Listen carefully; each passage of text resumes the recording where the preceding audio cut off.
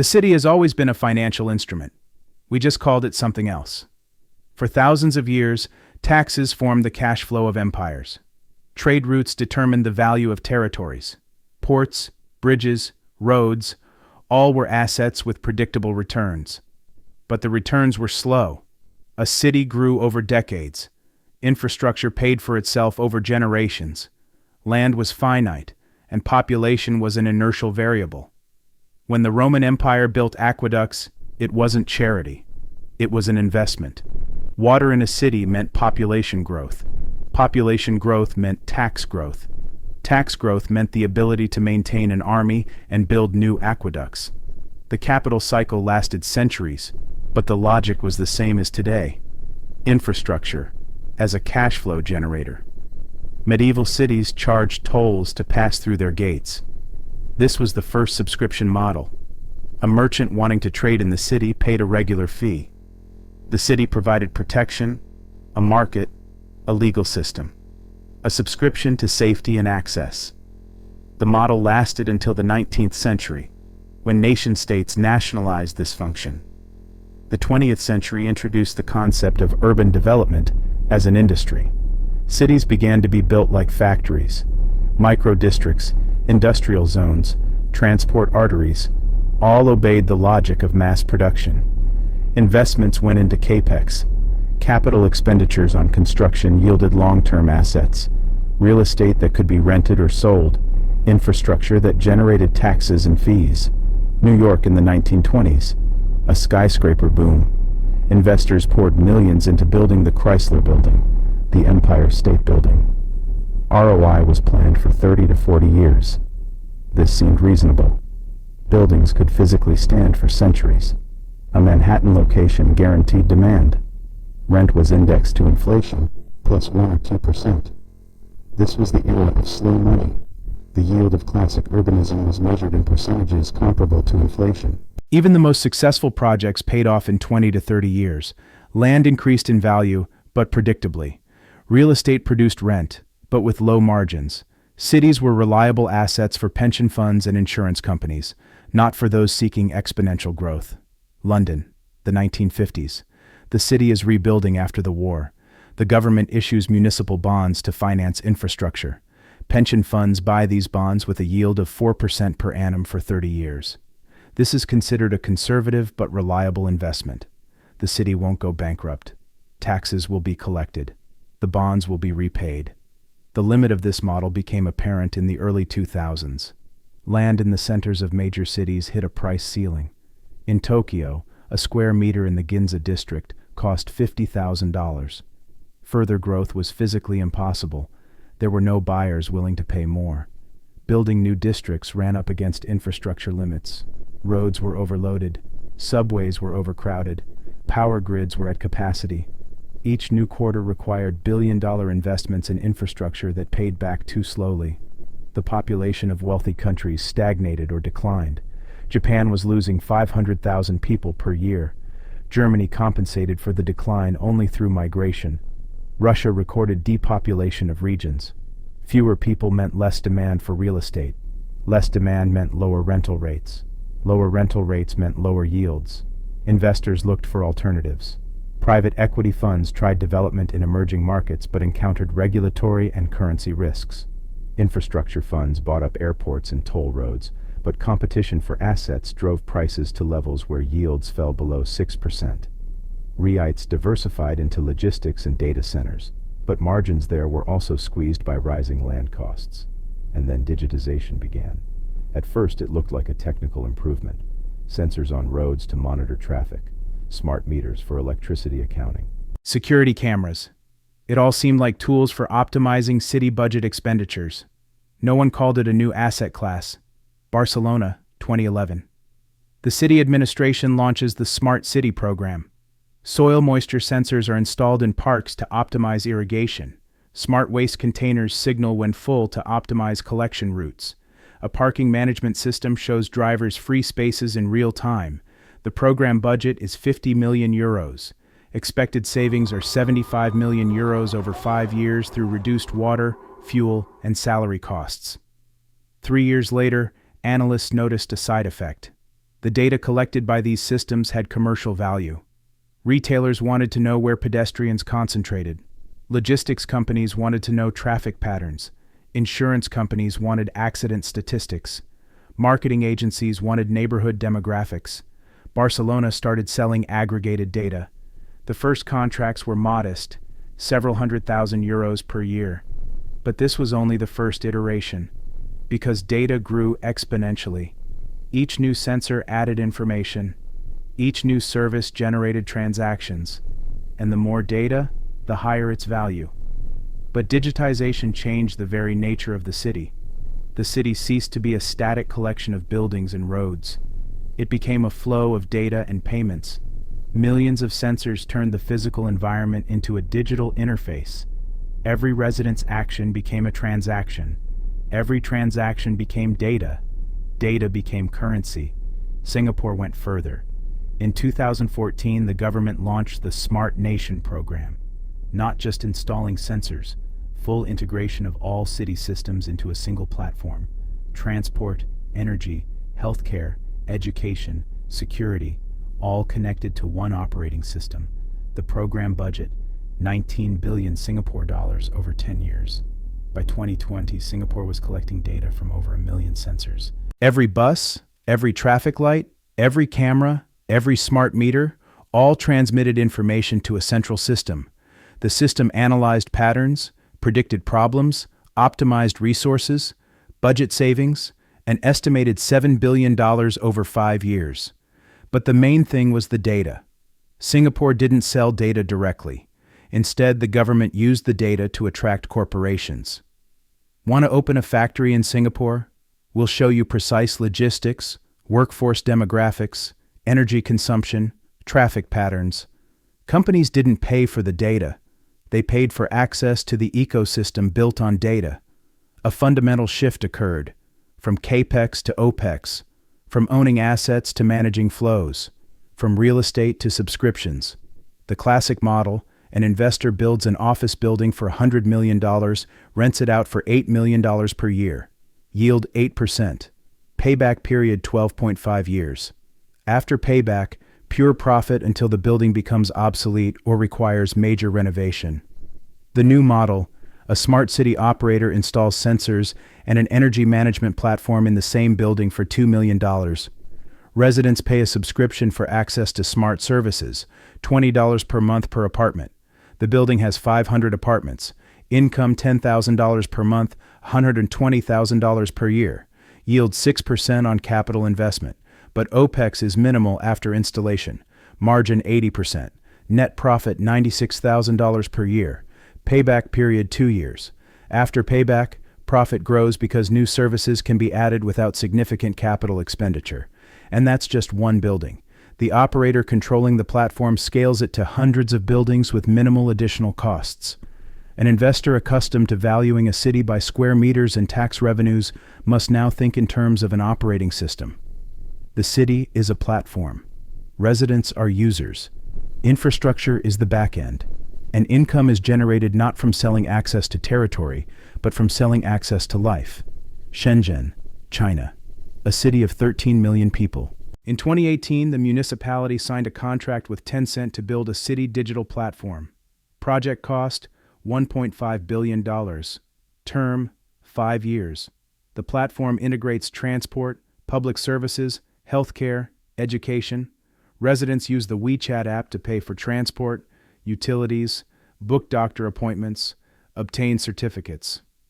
3 years later, 85% of the population uses the platform daily. The average resident makes 15 transactions per month through the app. Tencent doesn't charge a commission on most transactions.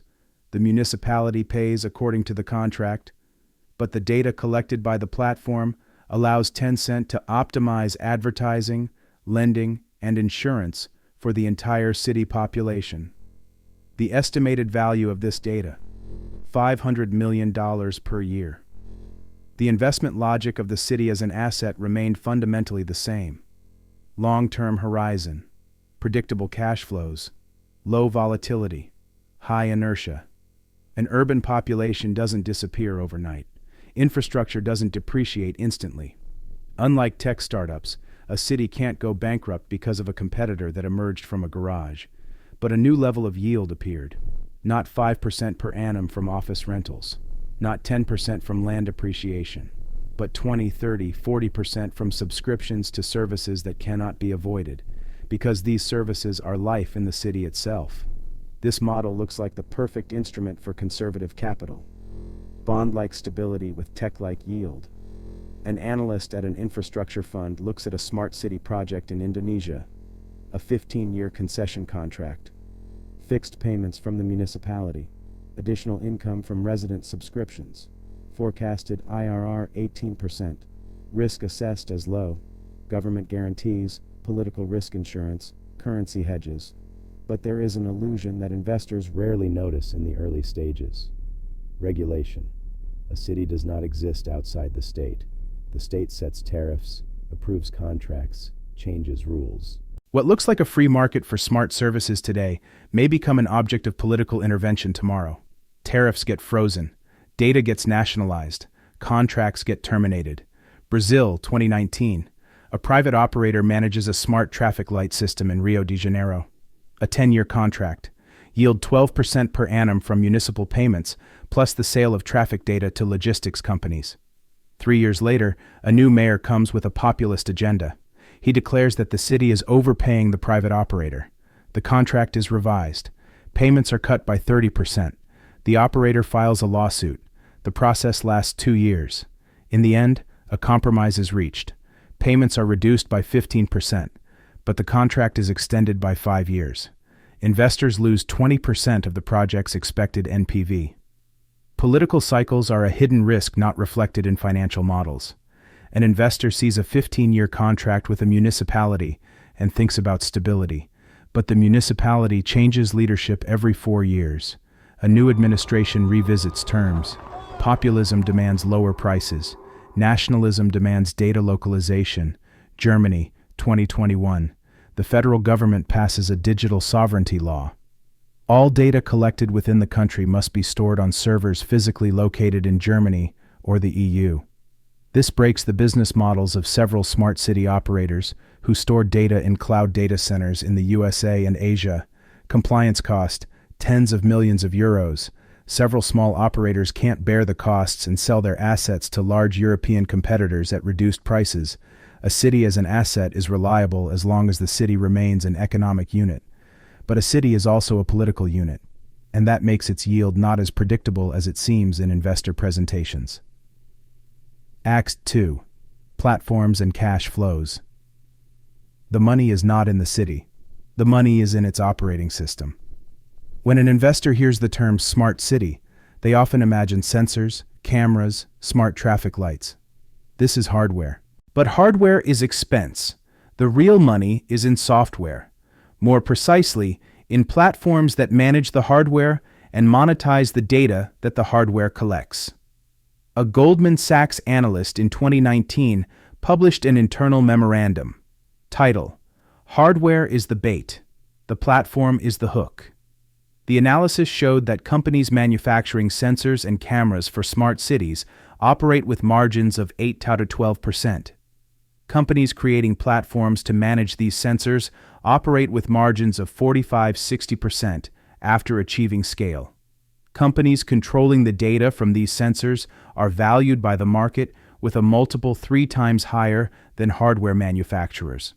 The memorandum leaked into the public space a month later.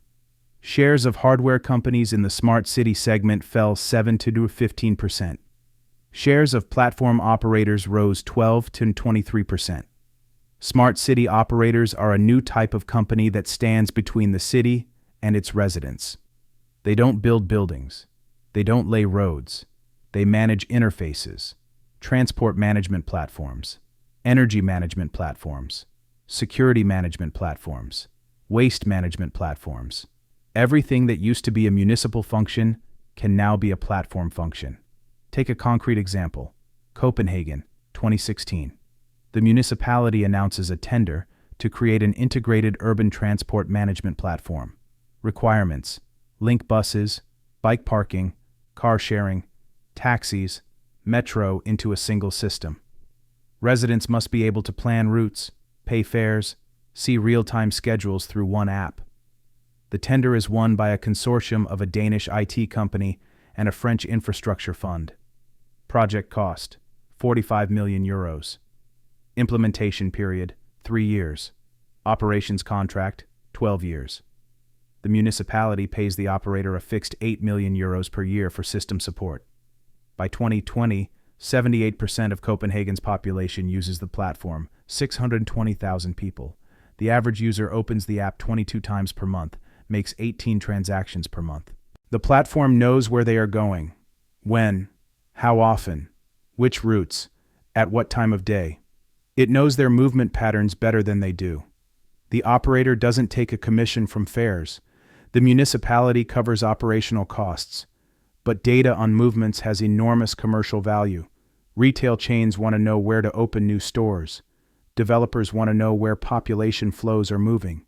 Insurance companies want to know transport risks of different areas. Advertising agencies want to know which locations have the highest traffic. The operator sells aggregated, anonymized data. Data sales revenue for 2020, 4.2 million euros. By 2023, 7.8 million euros. This is additional income on top of the municipal contract. The project's aggregate yield reaches 23% per annum. The French infrastructure fund tripled its stake in the operator and began exporting the model to other European cities. This is a typical scheme. The municipality pays for the service.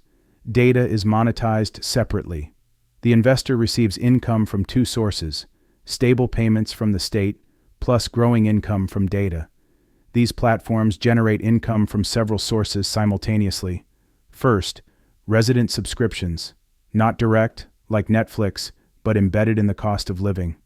When a resident pays utilities through an app, they pay not only for water and electricity, they pay for access to the platform. When they use car sharing integrated into the city's transport system, they pay not only for the ride, but also for the data about their movement, which the platform sells further. Dubai, 2021. The Emirate launches the Dubai Now platform, a single app for all government and utility services, paying for water, electricity, fines, visa renewal, doctor appointments, parking, public transport. A year later, the app is installed by 2.1 million users out of a population of 3.3 million. The user doesn't pay directly for the app, but each transaction includes the operator's commission, 0.5% from utility payments, 2% from fine payments, 1.5% from parking costs. The average user makes 11 transactions per month for a total of 420 dirhams, 114. The operator's average commission, 5.2 dirhams, 1.4 per user per month. 2 million users, 1.4 from each monthly. $2.8 million monthly income.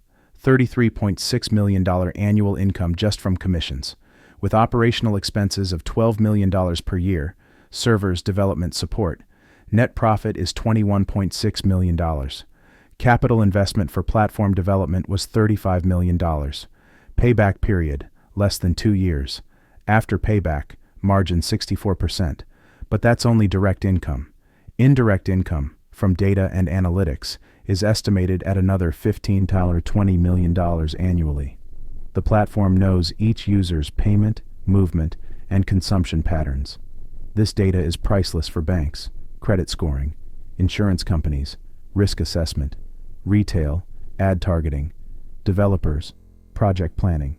Second, B2G, business to government contracts. The municipality pays the operator to manage infrastructure. These are long-term contracts, often for 10 to 15 years, with fixed payments and indexation. For the investor, this looks like a bond with above-market yield. For the municipality, it looks like a way to reduce costs because the operator promises efficiency. Barcelona, 2012.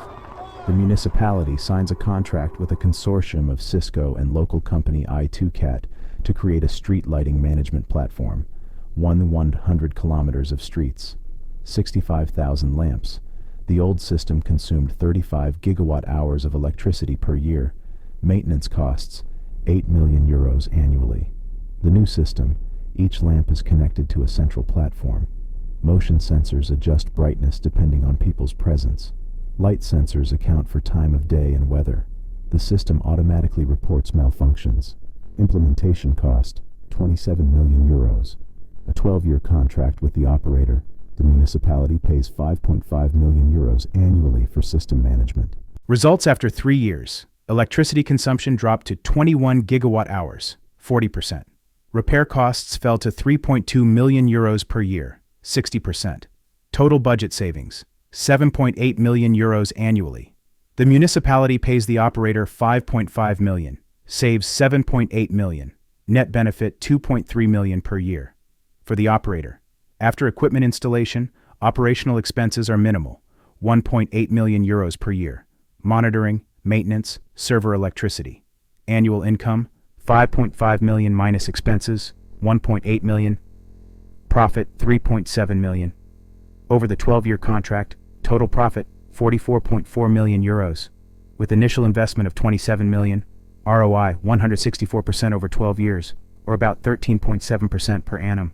For an infrastructure asset with government guarantees, excellent yield. But the main thing is not these 13.7%. The main thing is that during the contract, the operator collected a huge array of data on urban activity. Every lamp with motion sensors records where and when people concentrate. This is data on pedestrian flows, street usage patterns, neighborhood activity at different times of day. This data is sold separately to retail, security, urbanists, developers. Data revenue, an additional 800,000 euros per year. That's already 15.4% annual yield. And the lighting platform is not the only system. The same consortium wins contracts for parking management, air quality sensors, smart waste bins. Each system uses the same basic platform. Additional integration costs are minimal, and income grows linearly with each new system. Third, sale of data and analytics. The platform knows how the city moves, where people travel, what they buy, where they spend time, where they turn on lights, how much water they consume. This data has commercial value for retail, logistics, insurance, real estate, marketing. The platform sells.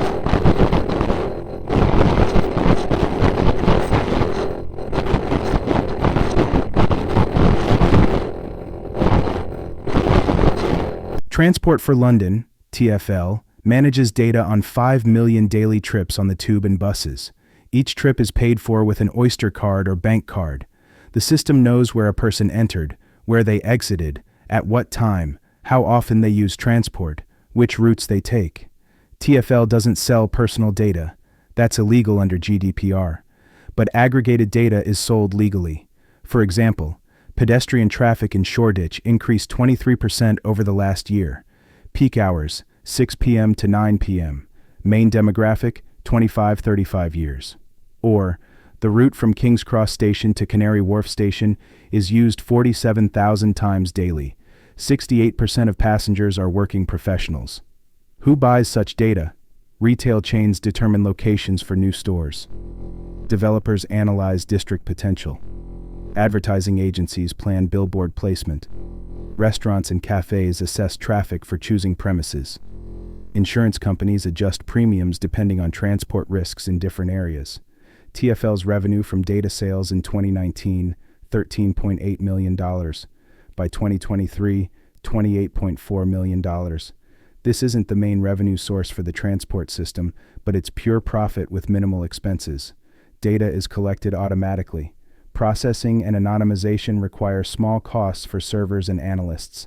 Data sales margin, about 75-80%. And London is a mature, regulated market where data sales are limited by strict laws. In Asia, the Middle East, developing countries, restrictions are much softer. Smart city operators there monetize data much more aggressively and with much higher yields. Fourth, dynamic service pricing. Classic infrastructure works with fixed tariffs.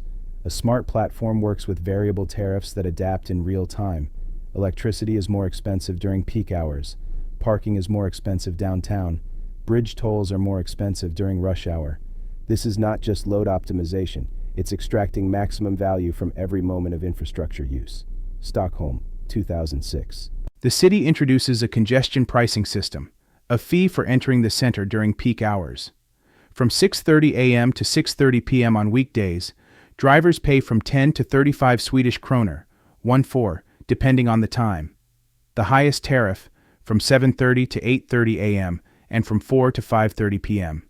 The lowest, from 6:30 to 7 a.m. and from 6 to 6:30 p.m. At night and on weekends, free. Result: traffic in the center decreased by 20-25%. City revenue, about $80 million per year. The money goes to public transport development. But the main thing, the model proved that people are willing to pay for access to infrastructure with dynamic tariffs. Now this model is being scaled and automated. London, Singapore, Milan, New York are implementing or planning similar systems. But modern platforms go further. They use artificial intelligence to optimize tariffs in real time based on demand, weather, events, historical patterns. Singapore, 2023. The electronic road pricing, ERP system, has been operating for 20 years, but is now transitioning to ERP 2.0, a fully dynamic model. Every vehicle has a GPS tracker. Tariffs are calculated every minute based on current road load.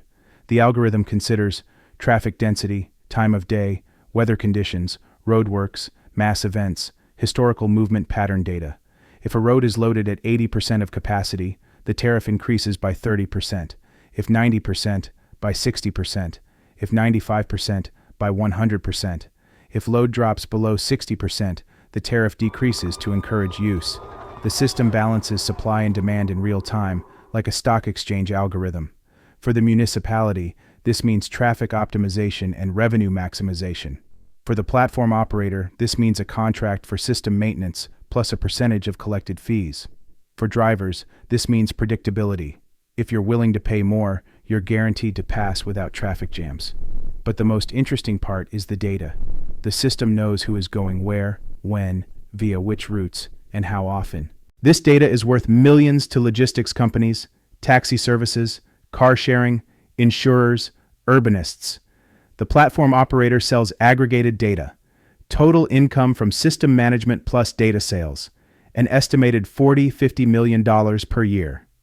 The scale effect here is exponential. One technology stack can manage dozens of cities. Platform development is high initial expenditure. But after implementation in the first city, adaptation for the second city requires minimal investment. Margins grow with each new contract. By the 10th city, the platform operates with 70-80% profit. Take a hypothetical company, Smart City Platform Inc. First City. Investment $50 million in basic platform development plus $20 million for integration and localization, total $70 million. A 10-year contract at $12 million per year. Operational expenses $5 million per year. Profit $7 million per year, or $70 million over 10 years. ROI exactly 100% over 10 years. Not bad, but not impressive. Second city. The basic platform is already ready.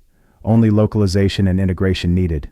$8 million. A 10-year contract at $10 million per year. Operational expenses $3 million per year. Less because the team is already experienced, processes are streamlined. Profit $7 million per year. ROI 875% over 10 years. Third city. Investment $6 million, even less because many modules are reused. Contract $9 million per year, expenses $2.5 million, profit $6.5 million per year. ROI 1,083% over 10 years. By the fifth city, marginal investment per new city drops to $4 million and operational expenses to $2 million per city. By the 10th city, the company manages assets with total annual revenue of $100 million and total operational expenses of $25 million.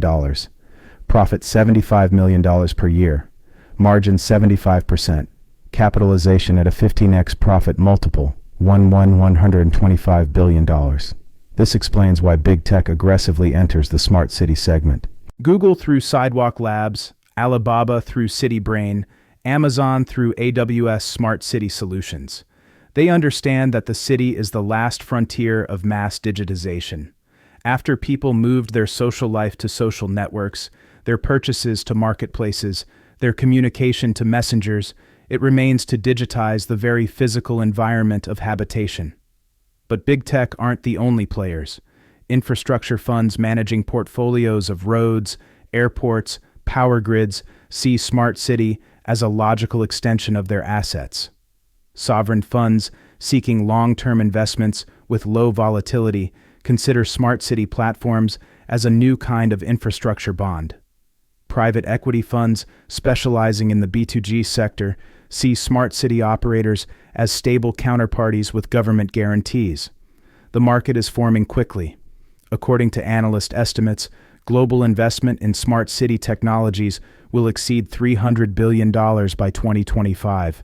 But that's only direct investment in technologies. If we consider the full cost of contracts, data, and subscriptions, the market measures in trillions.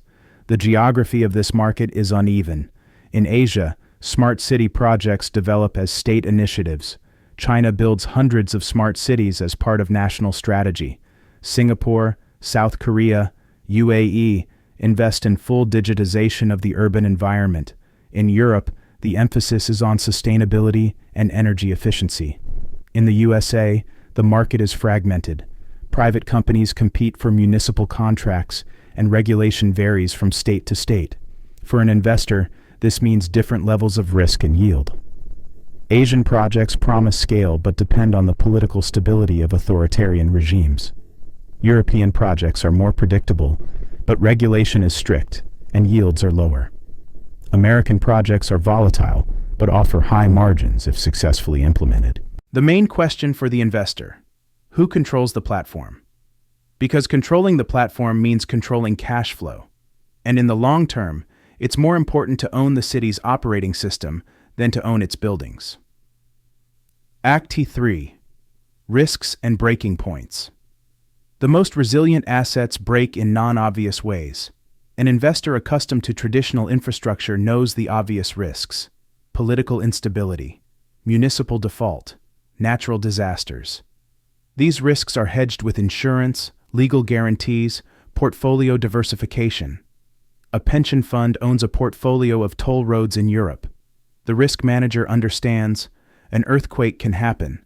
There's insurance, an economic crisis can occur, and traffic can drop. There are government minimum income guarantees. A populist government can come and nationalize the roads.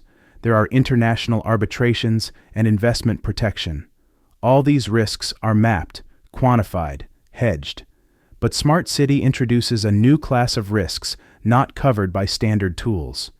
Risks that materialize not gradually, but instantly.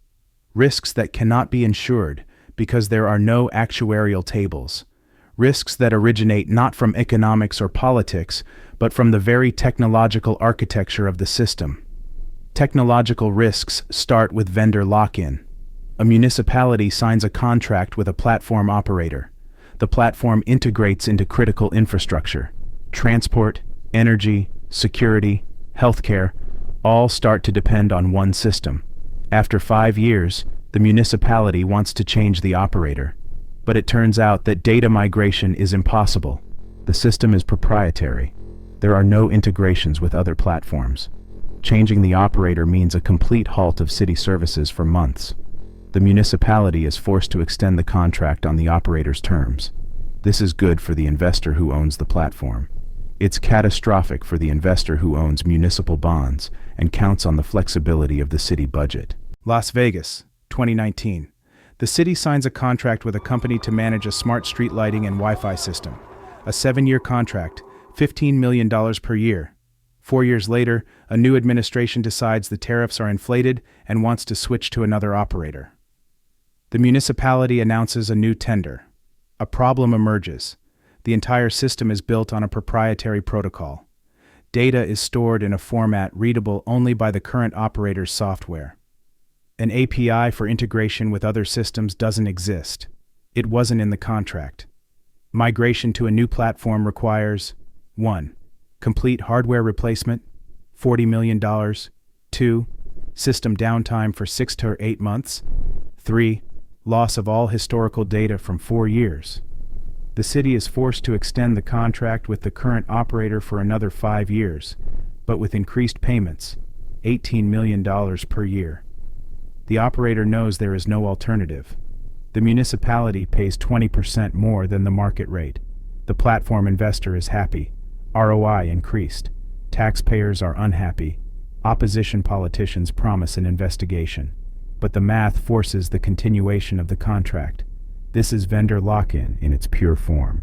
For the investor, it means a sustainable monopoly. For the city, it means loss of control over its own infrastructure. For the regulator, it means future laws requiring open standards and interoperability. But that's the future. And now, the operator controls the city operating system as tightly as Microsoft controlled the desktop operating system in the 1990s. The next technological risk, failure as systemic default. Classic infrastructure is distributed. If one bridge breaks, the city doesn't stop. If one district goes offline, others work. Smart city is a centralized system. A failure in one node can paralyze the entire city. A cyber attack on the transport management platform stops not only traffic lights but also car sharing, taxis, public transport, access to parking. People can't get to work. Logistics halts. The city's economy stops. For the investor, this means not just loss of income during the downtime. It means the risk of lawsuits, reputational losses, contract terminations. Cyber risk insurance exists, but its cost is growing exponentially, and it doesn't cover indirect losses. Atlanta, USA, March 2018. A city of 500,000 people is hit by a ransomware attack. Hackers use the SamSam virus, which encrypts data and demands a ransom in bitcoins. The attack paralyzes municipal systems. Not working, utility payments, building permit issuance, the court system, airport video surveillance. The city refuses to pay the ransom, $51,000 in bitcoins. Instead, it spends over $17 million to restore systems over 3 months. But these are only direct costs. Indirect losses. Businesses can't get licenses, construction stops, courts don't process cases, tourists avoid the city due to news of the cyber attack. Estimated total economic losses, from $50 to $70 million. This was a city with partially digitized infrastructure. Imagine a fully smart city where transport, energy, water, security are managed by a unified platform. A failure there means a collapse comparable to a natural disaster. Insurance companies are starting to understand this. Premiums for cyber insurance of smart city projects increased on average by 340% from 2019 to 2023.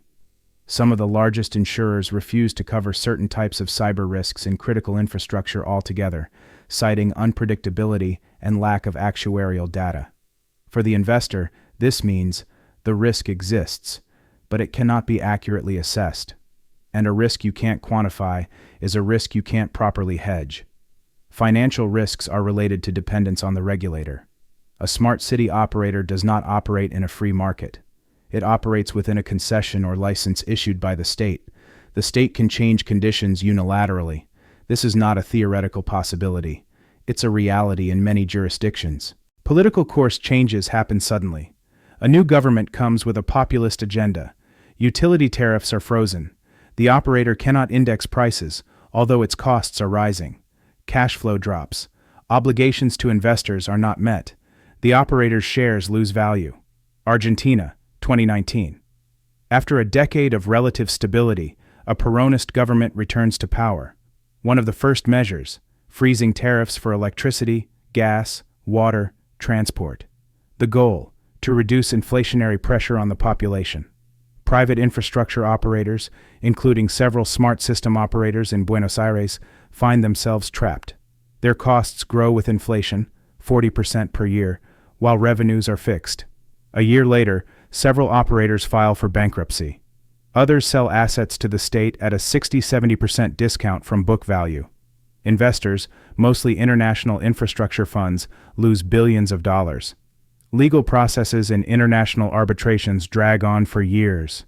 The lesson for the investor: even a long-term contract with government guarantees does not protect against political risk in countries with unstable institutions. Sovereign risk in smart city projects is higher than in classic infrastructure because tariffs are more visible to the population. People see them every day in apps, and politicians react to social discontent faster. Or another scenario. The state decides to nationalize data. New regulation requires all data collected by the platform to be transferred to a state structure. The operator loses the ability to monetize data. One of the key revenue sources disappears. The business model breaks. European Union, 2023. The Data Act comes into force. Regulation requires that data collected by IoT devices be accessible to users and third parties upon request. Smart city operators are obligated to provide APIs for data access. Data is no longer the operator's exclusive asset. This is a blow to business models. Previously, the operator could sell exclusive analytical reports for a high price. Now any competitor can obtain the same data and create analytics. The data market becomes commoditized. Margins fall. Several small operators record losses and wind down projects. Large operators adapt. They rebuild the model. The focus shifts from selling data to selling processing and analytics services. But the transition period is painful. Shares fall 15-25%. Investors who bought companies for data monetization revise their valuations. Social risks are population insolvency and protest as a factor. The platform works as long as residents pay. But if an economic crisis reduces people's incomes, they start delaying payments or canceling subscriptions. Dynamic pricing, which seemed like an optimization tool, causes social tension. Residents protest against peak hour tariff increases. Politicians react to protests. Regulation tightens. Chile, October 2019. The Santiago government raises metro fares by 30 pesos, 4 cents. It seems like an insignificant amount, but for the population making 2 trips per day, it's an additional $3.60 per month. About 2% of the minimum wage. Protests begin by school children who mass jump turnstiles without paying. Protests grow. Students, workers, pensioners join. A week later, 1 million people are on the streets of Santiago. Protests evolve from transport focus to social, against inequality, privatization, cost of living. The government cancels the fare increase, declares a state of emergency. The Minister of Finance resigns. 2 months later, the government announces a referendum on changing the constitution. The country's political system enters a crisis, and it all started with 4 cents. The lesson for the investor. Even a technically justified tariff increase can cause a political crisis if the population perceives it as unfair. Smart city operators deal with millions of small payments that are visible every day. These payments are politically sensitive territory. Any revenue optimization through tariff increases carries reputational and political risk. User churn is possible even in a city. If the platform becomes too expensive or too invasive, people look for alternatives. They refuse smart meters. They stop using official car sharing and switch to informal services. They block sensors. They migrate to other cities where the level of digitization is lower, but the cost of living is also lower. San Francisco, 2020. A city with a high cost of living and aggressive digitization records population outflow. Over a year, the population drops by 6.7%. About 60,000 people leave. Main reasons: high housing prices, high taxes, high cost of services. Many move to neighboring cities or other states, Texas, Florida, where the cost of living is lower. For smart city operators, this means a shrinking user base. Fewer people, fewer payments, less data, lower yield. In a model where the city is viewed as a subscription platform, subscriber churn is a direct blow to valuation. And finally, unhedgeable factors: reputation, ethics, algorithmic decisions. The smart city platform runs on algorithms. Algorithms optimize traffic, distribute energy, set prices. Algorithms are not neutral. They reflect the priorities of those who program them. If an algorithm optimizes routes so that poor neighborhoods get worse service, it leads to accusations of discrimination. If an algorithm sets tariffs so that elderly people can't afford transport, it causes a scandal. Detroit, 2022. The city's smart lighting system uses an algorithm that adjusts lamp brightness depending on the crime statistics of a district. districts with high crime rates get brighter lighting. The idea, to improve safety, but high crime rates correlate with poverty and racial composition. As a result, the algorithm creates a situation where predominantly white districts get standard lighting, while predominantly black districts get enhanced surveillance and bright light perceived as stigmatization.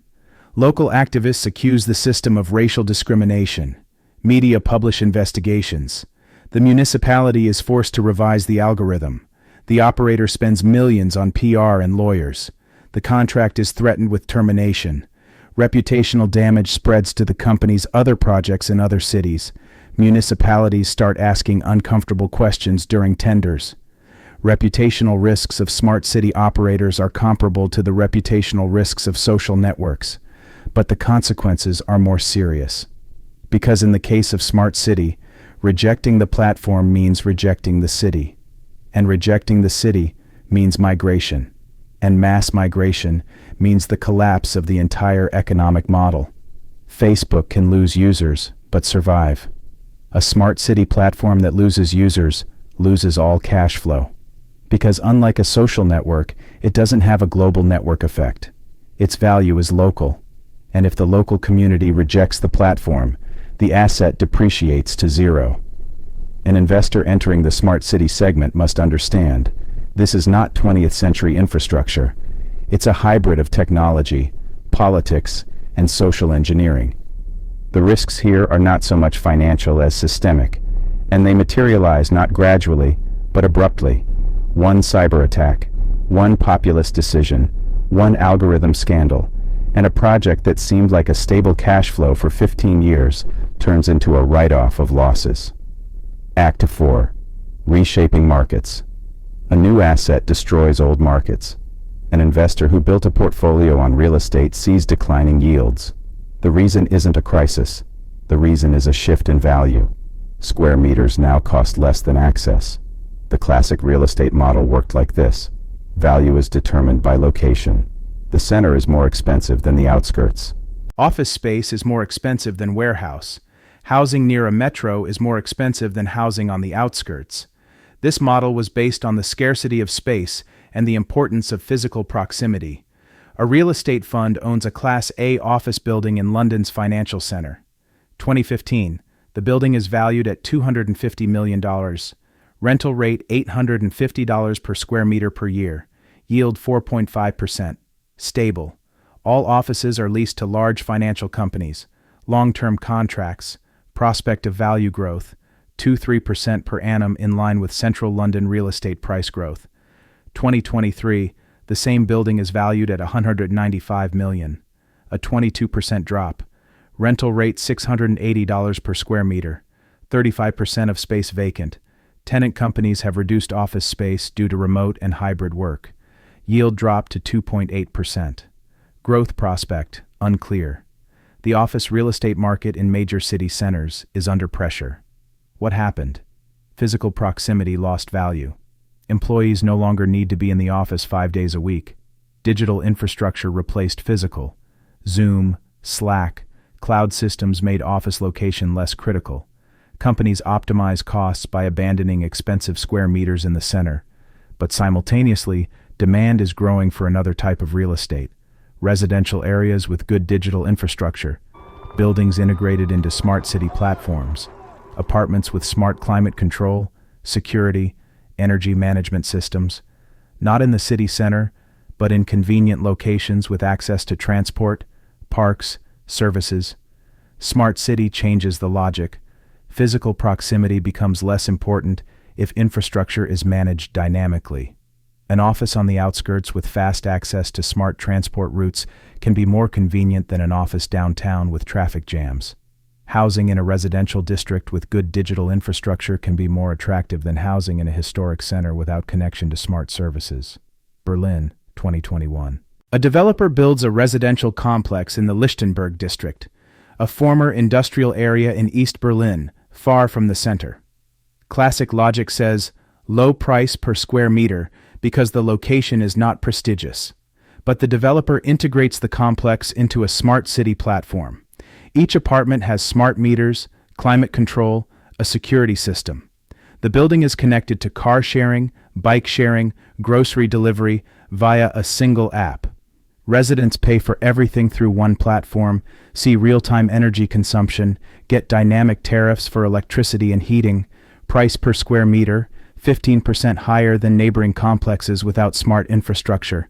Apartments are 90% sold in 6 months. Buyers, young professionals, remote workers, tech specialists. For them, proximity to the center is not important, but the quality of digital infrastructure and convenience of living is. 2 years later, the secondary market shows. Apartments in this complex are valued 20–25% higher than similar apartments in the same district without smart integration. Investors who bought during construction record yields of 18–22% over 2 years. This isn't location growth. It's a premium for digital infrastructure. Value shifts from static assets to access to platforms, access to data, access to services. An investor who owns buildings now competes with an investor who owns subscriptions to life in those buildings. This doesn't mean real estate will depreciate. It means its yield will be determined not only by location, but also by integration into the city's digital ecosystem. A building without smart services is an obsolete asset. A building fully integrated into a smart city platform is a premium product. Hudson Yards, New York. The most expensive development project in U.S. history. $25 billion. Opened in 2019. Not just skyscrapers. Fully integrated smart infrastructure. A unified platform managing energy, transport, security, retail. Residents and workers use one app for everything. Building access, conference room booking, food ordering, parking payment, taxi calls. Rental rates 30–40% higher than in comparable Manhattan locations. Apartment prices, from $2 to $30 million. Why do people pay a premium? For integration. For convenience. Because all of life is managed through one app. For data that optimizes their time, energy, expenses. Developers start thinking not in terms of square meters, but in terms of connections. How many services are available to residents? How integrated is the building into the transport network? What data is collected, and how is it monetized? Real estate becomes an interface between the resident and the city platform. This creates a new layer of yield. The classic model. A developer builds, sells, or rents, gets a one-time profit or rental income. The new model. A developer builds, integrates into a platform, gets rental income, plus a percentage of all resident transactions through the platform, plus income from data, plus the ability for dynamic service pricing. This is a recurring revenue model on top of traditional real estate, and investors value this higher. A REIT owning ordinary buildings trades at a 12–15x multiple to FFO, funds from operations. A REIT owning smart buildings with integrated platforms trades at an 18–22x multiple. Why? Because investors see not just real estate. They see tech-enhanced real estate with elements of a SaaS business. The financial consequences of this shift are visible in corporate reporting. Large smart city operators begin to reflect cities in their balance sheets the way tech companies reflect users. Cities become units of account. Citizens, LTV, lifetime value. Infrastructure, recurring revenue. Take a hypothetical company, Urban OS Inc., a smart city platform operator. Quarterly report for Q2 2023. Active cities, 47, 12% year-over-year growth. Active users, 23.4 million, 18% year-over-year growth. ARPU, average revenue per user, $22.50 per month, 8% year-over-year growth. Quarterly revenue, $158 billion operating margin, 38% user LTV, 1,240. Forecast based on average city life expectancy, 7 years. Market capitalization, $48 billion. This valuation is comparable to large SaaS companies, although Urban OS operates in the infrastructure sector. Why such a high valuation? Because investors apply tech multiples to an infrastructure company. They see high margins, recurring revenue, scalability, network effects. This sounds abstract until you look at the numbers. One city with a population of 1 million connected to a platform with an ARPU of $20 per month generates $240 million in annual revenue. If the platform operates in 10 such cities, That's $2.5 billion. With a 50% margin after scaling, that's $1.25 billion in profit. Company capitalization at a 20 times profit multiple, $25 billion. This isn't a hypothetical model. These are real numbers of companies already operating in this segment. And this is just the beginning, because smart city penetration is still low. According to estimates, only 8 to 12% of the world's urban population lives in cities with full smart system integration. The remaining 88-92% is the potential market. The geography of capital follows the geography of smart city adoption. Asia leads in scale. Hundreds of cities in China, India, Southeast Asia are transitioning to digital platforms. China invested over $150 billion in smart city projects from 2015 to 2023. India launched the Smart Cities Mission, 100 cities by 2025, budget $28 billion. Europe leads in regulatory maturity. Cities in Scandinavia, Germany, the Netherlands create benchmark models integrating technology and sustainability. Amsterdam, Copenhagen, Stockholm. These are not just smart cities, but cities with a clear balance between technology, privacy, sustainability. Their models are exported to other European countries. North America leads in fragmentation. Private operators compete for municipal contracts, creating high volatility, but also high opportunities for aggressive investors. The USA has no single federal smart city program. Each city makes decisions independently. This creates a mosaic market. In one city, full digitization, in the neighboring one, minimal. For investors, this means the need for city-by-city analysis, but also arbitrage opportunities. Exporting city platforms is becoming a new form of infrastructure imperialism. Chinese companies sell their systems in Africa and Latin America. Alibaba implemented City Brain in Kuala Lumpur, Malaysia. Huawei builds safe city systems in Kenya, Ecuador, Pakistan. This is not just selling technology. It's exporting operating systems. European consortia offer solutions in the Middle East. Siemens, Schneider Electric, Ericsson work with UAE, Saudi Arabia, Qatar on mega projects, NEOM in Saudi Arabia, a $500 billion city built from scratch as a smart city. American tech giants fight for Asian cities. Google tried in Toronto, retreated due to regulatory issues, but continues in Indonesia, Vietnam.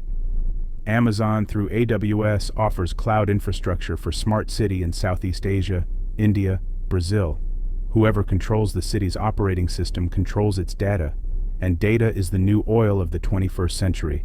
Exporting smart city platforms is not just business, it's geopolitics. China, through its companies, gains access to data from cities in developing countries. The USA, through its tech companies, does the same. Europe tries to balance commerce and data protection. City franchises are the next stage. A successful smart city model is replicated as a business format. An operator who proved effectiveness in one region sells a license for its platform to other regions. Municipalities pay for the right to use a proven solution. The investor gets income not only from operational activity, but also from franchise fees. The Singapore model is exported as a franchise. The government through Enterprise Singapore offers other countries a full package: technology, consulting, personnel training, system integration. Cost from $50 to $200 million depending on city size. Projects already implemented in China, Tianjin Eco-City, India, Gandhinagar, Indonesia, parts of Jakarta. This resembles the globalization of retail in the 20th century. McDonald's, IKEA, Starbucks sold not just products, but formats. Now the format is the city itself. Singapore as a format, Barcelona as a format, Shenzhen as a format. An investor who understands this logic stops thinking geographically. They think in terms of platforms. It's not important which city the asset is in. It's important which platform the city runs on. Because the platform scales, the platform is exported, the platform is capitalized. Classic real estate remains an asset for conservative capital. Pension funds will continue to own offices, shopping malls, residential complexes. Yield 3-5% per annum, stability, low volatility. This is core real estate for diversification. But growing capital goes into platforms. Venture funds, growth equity, tech-focused PE, all look at smart city operators as a technology play with an infrastructure moat. Because platforms provide not just rental income, they provide control over how people live. And that is an infinitely more valuable asset than square meters of concrete and glass. ASI 5. Epilogue. The investor in the city. An investor stands on a skyscraper roof and looks at the city. But they don't see buildings. They see interfaces. Every traffic light, a node in the traffic management network. Every lamp, a sensor collecting data on pedestrian density. Every building, a set of connections to energy, security, communication platforms. Every resident, a stream of payments, predictable as an algorithm. The city is no longer a territory. The city is a portfolio of assets that generate income every second. Not once a month when rent arrives. Not once a year when taxes accrue. Every second. Because every second someone uses transport, turns on a light, opens a door, passes through a turnstile, pays for parking, receives a security system notification. Life as a subscription. This isn't a metaphor, it's a literal business model. A city resident no longer owns their environment. They rent access to it, constantly, inevitably, because there are no alternatives. You can't not use transport. You can't not consume energy. You can't not connect to communications. And each of these inevitabilities is a source of income. The investor as an architect of the environment. This is a new role. In the 20th century, the investor financed construction. In the 21st century, the investor finances operating systems. They don't build buildings, they build the logic by which buildings function. They don't lay roads, they design algorithms that determine how traffic moves on roads. Controlling platforms is more important than owning land. Land is finite. A platform is scalable. Land is tied to location. A platform is exported. Land appreciates slowly. A platform is capitalized exponentially. A long horizon as the main advantage. Smart city is not a speculative asset. It's a strategic investment. Those entering now are positioning for decades, because cities don't disappear. They transform. And those who control the infrastructure of transformation control the future. Thinking shifts from assets to ecosystems. The investor no longer buys individual objects. They buy connections between objects, not a building, but the integration of the building into the transport network. Not a road, but a traffic management algorithm. Not a power plant, but an energy distribution platform. From yield to sustainable control. Short-term profit gives way to long-term influence. It's more important not to earn 10% this year, but to control the infrastructure that will generate 5% every year for the next 30 years. Because in 30 years, competitors won't be able to enter the market. Vendor lock-in, integration, dependency, all these are barriers that protect the position.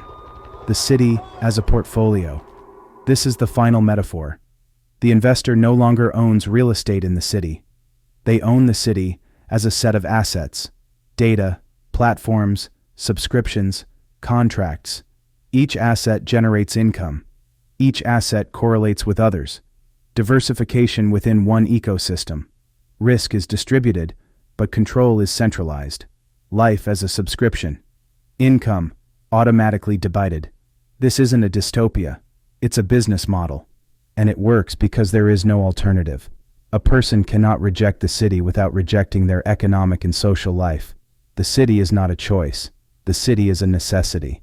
And whoever controls the necessity controls the income. The investor descends from the roof. Tomorrow there will be a call with the consortium building a smart city in Southeast Asia. A city for 500,000 residents. Full digital integration. A 15-year concession contract. Expected IRR, 22%. They've already studied the memorandum. A project in Indonesia. A new city near Jakarta. The government allocated land. A developer is building housing for the middle class. A consortium of operators is implementing digital infrastructure, a unified platform for transport, energy, security, utilities, Public services, project budget, $850 million. Of that, $600 million for construction, $250 million for digital infrastructure. The investor enters the digital part. Their share, $30 million out of $250 million, 12%. The rest, local infrastructure funds, 40%, a Singaporean sovereign fund, 35%, a Japanese tech company, 13%. The city will open in 3 years. By then, housing for 150,000 people will be built. In 5 years, population grows to 350,000. In 10 years, to 500,000. Each resident is automatically connected to the platform. There is no alternative. It's the only way to pay for electricity, water, transport, access public services. They will enter the deal. Not because they believe in the utopia of smart cities, but because they understand the mathematics of subscriptions. 500,000 people, $20 per month, 12 million per year, 15 years, 180 million in revenue, with a 50% margin after scaling, 90 million in profit, discounted value at a 10% rate, 68 million. Their 12% share of NPV, $8.2 million, plus income from data, not reflected in the base model, another roughly 15-20% on top. Final NPV of their share, about $9.5 million. On an investment of $30 million, is that a loss? No, because in 10 years, the platform will be valued not by DCF, but by SaaS multiples. If the platform operates with a 50% margin and $12 million revenue, that's $6 million EBITDA. At a 25x multiple, average for infrastructure tech platforms in Asia, platform valuation, $150 million. Their 12%, $18 million. Minus initial investment of $30 million, net profit minus $12 million. Wait, that doesn't work. They recalculate. An error in logic. The $30 million investment is not in one platform, but in a share of the consortium that will own not just this city. The consortium plans scaling to 3 to 5 cities in the region within 10 years. The same platform, minimal additional adaptation costs. By the 10th year, the consortium's total revenue from 5 cities, about $60 million per year, EBITDA, $30 million, valuation at 25x, $750 million, their 12%, $90 million, minus $30 million investment, plus $60 million net profit. IRR about 17-18% over 10 years, lower than promised in the presentation, but higher than any real estate, and with less risk than any startup. Because this isn't a startup, it's infrastructure, with government guarantees, with a captive audience, with exponential scalability. They will sign the term sheet next week. The city is SaaS with a population of millions of users, and the investor is the one who owns the subscription to their life, automatically, inevitably, forever. Final. This is not a forecast, it's already reality. The first cities operate on subscriptions. The first billions have been earned. The first investors have taken positions. The market is forming. Capital is flowing from old real estate to new platforms. Regulators are adapting. Operators are scaling. According to analytical agency McKinsey, the global smart city market will reach $2.5 trillion by 2030. This doesn't include the value of data and secondary services. Considering the full ecosystem, the estimate exceeds $5 trillion. For comparison, the entire U.S. commercial real estate market is valued at $20 trillion. Smart city is not a niche segment. It's a revaluation of a quarter of global infrastructure capital. The question isn't whether this will happen. The question is, who will own this infrastructure in 10 years? Municipalities? Private companies? Big tech? Sovereign funds? Current trends show a hybrid model. Municipalities retain formal ownership of infrastructure, but operational control is transferred to private operators through long-term concessions. Big tech enters not directly, but through partnerships with local operators, providing technology, getting a share in data. Sovereign funds finance the largest projects, especially in developing countries where municipal bonds are unavailable or unreliable. But the main thing is not who owns, but who controls the platform. Because ownership can be formal. Control is real. A municipality may own the infrastructure, but if the only one who knows how to operate it is a private operator, the control lies with the operator. And this control converts into long-term cash flow. The investor who understands the mechanics enters now. Because in 5 years, entry barriers will become insurmountable. The first operators will set standards. Municipalities will get used to certain platforms. Vendor lock-in will create natural monopolies. Competition will shift from technology to price, reducing margins for new players. In 10 years, the market will be divided. 5 to 7 large global operators plus many regional ones. Consolidation has already begun. Large infrastructure funds are buying up small, smart city operators. Big tech buys startups developing niche solutions. In 10 years, only those who manage to gain critical mass of cities and data will remain. In 15 years, control will be impossible to challenge. Cities connected to platforms in the 2020s will depend on those platforms in the 2030s. Migration to alternative systems will be technically complex and politically painful. Operators who have taken positions now will have pricing power comparable to 20th century monopolies. Railroads, telecommunications, power grids. The city is the last frontier of digitization. And whoever captures this frontier will control not just assets. They will control the very structure of life. How people move, how they consume energy, how they interact with the state, how they spend time, how they spend money. This isn't power in the political sense. It's power in the economic sense. The ability to extract rent from every aspect of urban life, not through force or law, through necessity and convenience. A person pays because the alternative is worse. Not paying means not having access. And access is life itself in a modern city. The subscription has begun. The money is being debited. Life goes on, automatically.